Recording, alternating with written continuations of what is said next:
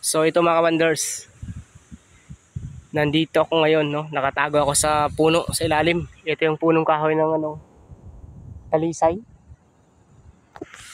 Kasi mainit masyado mga wonders. Ayan, no? Nakakita niyo naman, di ba? Maliwanag masyado. Ang hirap, sakit sa mata.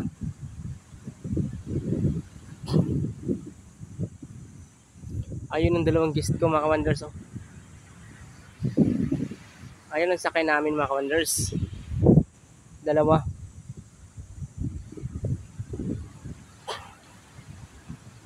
Grabe.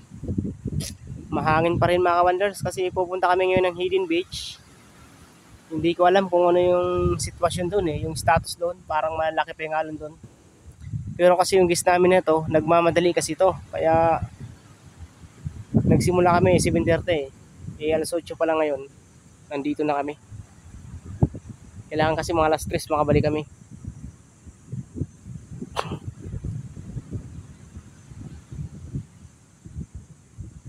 Yan.